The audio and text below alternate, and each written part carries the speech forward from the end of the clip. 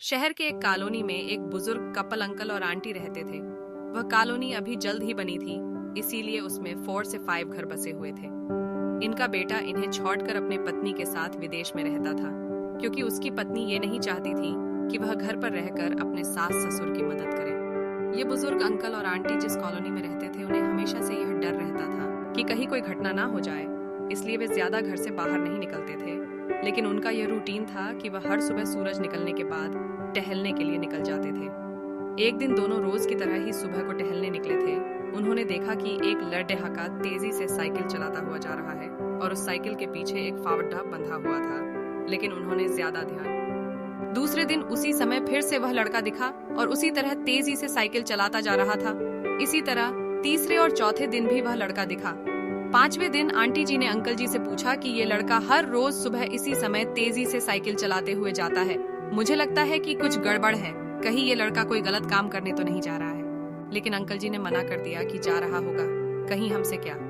परंतु आंटी जी बोली, हमको देखना चाहिए कि हमारे कॉलोनी में कोई गड़बड़ तो नहीं। अंकल जी बोले, ठीक है, अगले दिन हम इस लड़के का पीछा करेंगे और देखेंगे कि ये जा कहाँ रहा है।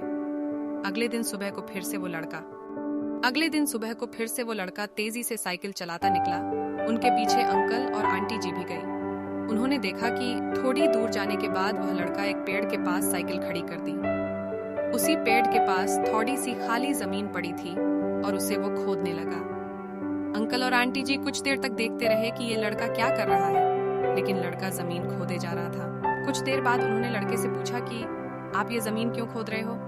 लड़के ने मुस्कुराते हुए कहा कि अंकल जी, मैं आप दोनों को रोज देखता हूँ, लेकिन आपको मुझसे डरने की जरूरत नहीं, और यहाँ जमीन इसलिए खोद रहा हूँ कि मेरी नई नौकरी लगी है। अंकल ने पूछा, कहाँ नौकरी लगी है? ऐसा कौन सा काम है जिसमें जमीन खोदनी है?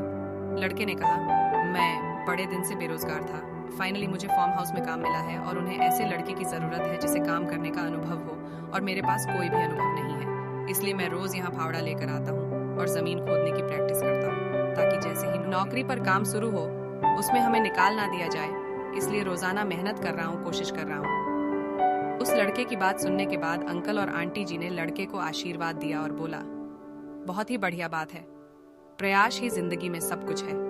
ये छोटी सी कहानी जिंदगी में बहुत बड़ी बात सिखाती है। तो अगर हमें सक्सेस होना है तो सक्सेस के लिए सबसे जरूरी चीज है कि हमें लगातार मेहनत, कोशिश और प्रयास करनी होगी, तभी हम जीवन में सफल होंगे।